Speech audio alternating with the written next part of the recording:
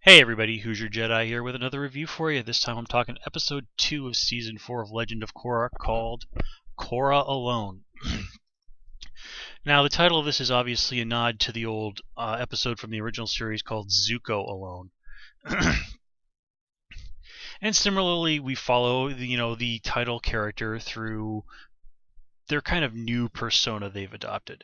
Now Korra doesn't really seem to be trying to shed her past, become a new person like Zuko was. Zuko was kind of like, man, screw everything. I'm just going to completely and utterly start over, or at least make a go of that. And of course, it blows up in his face horribly. Korra is sort of just like running away from, her situation, going off to try and find herself on her own. So there are of course similarities, but there's also some really important differences. Korra is, of course, the big one being, once I get my act together, I'm going to go back and really pick up where I left off. But that's of course not proving terribly easy for Korra. And of course, over the episode, we kind of get the details of what's been happening to Korra in the intervening years. And apparently, her rehabilitation took quite a bit longer than a lot of us really would have suspected. It really does look like it really did take about 2.5 years for Korra to physically really be even at a reasonable level of where she was before. And like when we see her doing the the pro bending sparring match, yeah, for a while she's doing just fine. It seems like she's back to normal, and then sort of Jacob Marley avatar mode Korra shows up, and then everything kind of goes to hell. Now, exactly what sort of vision Korra is seeing of herself represents is open to interpretation. Is it the avatar spirit trying to tell her something or whatever? But I think whatever it is probably just in Korra's head, and a lot of it is probably simply the trauma of what happened to her. I mean, people have basically said, and they're probably right, that Korra is suffering from some pretty serious PTSD. Being almost murdered in such a horrific fashion, that's going to leave its mark. And just the fact that she's the Avatar doesn't mean that Korra is any more equipped to deal with something like that than really anybody else. I mean, yeah, Korra's been through her share of battles beforehand, but that was a really extreme situation, even by the standards of anybody else who's been the Avatar. So I think a lot of it also is probably just, and Korra talks about it a lot, how everyone else has gone on with their lives and is out there doing things. Sami's got her business, Mako's got his career in law, Bolin seems to have found a place in the military, and Korra, just can't really do anything to help contribute to making the world a better place.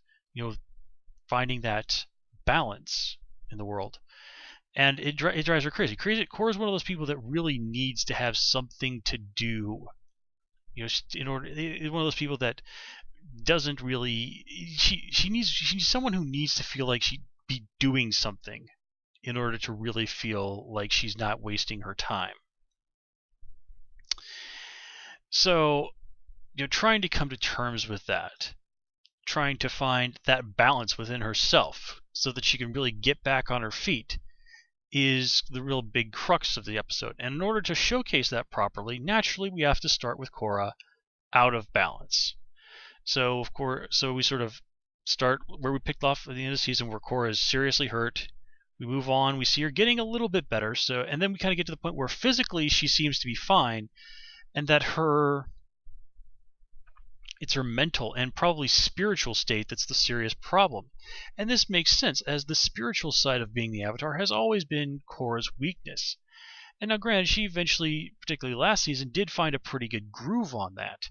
But now after all this, it's a completely different situation, and Korra not only has to get back up on the horse, but has to, again, find the balance within herself in the new status quo. And we do see that she has learned things over the course of the years. For example, she goes to the spirit world and goes to the tree and tries to meditate, thinking, okay, maybe this will be what I need. And that's a pretty logical thing to do. but it doesn't work.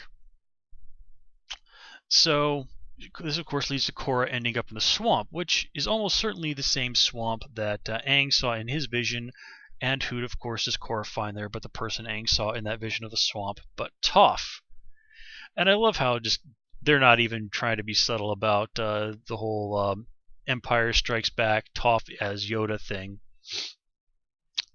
which I think is great. I mean, it's just such a classic take on all of this.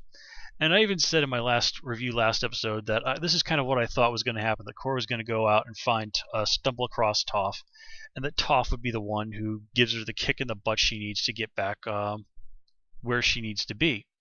Because Toph is, if you need somebody to give you a kick in the butt and knock some sense into you, well, that's really Toph's forte. She's a very practical person, and as befits an earthbender, a very grounded person. But she also has that mischievous sense of humor, as we see that in her referring to Korra as Twinkle Toes. And generally speaking, in a lot of ways, Korra is kind of like what Toph would have been if she'd been the Avatar. They're different people, but in a lot of ways, they're also cut from the very same cloth. And where she is right now, I think Toph really is an excellent person to help Korra get back there. I kind of was wondering if maybe they might go the cheap road and maybe have Korra stumble across Iroh in the spirit world. But, Iroh's brand of advice is really not what Korra needs right now. Korra needs to basically go out there and hit something until she has that epiphany moment that's like, okay, this is what I needed to basically kind of admit to myself. I think that's what it is, that she's really just not admitting to herself or willing to accept these feelings of inadequacy that she's been sporting, having been in such a diminished capacity for so long. So, while this is really a nice episode, is really kind of a nice character piece for Korra, it is at the end of the day a setup. The real fun is going to begin next episode, and with Toph and Korra together, I think it's going to be awesome, and I am absolutely looking forward to that. So anyway, guys, until next time, take care and have a good one.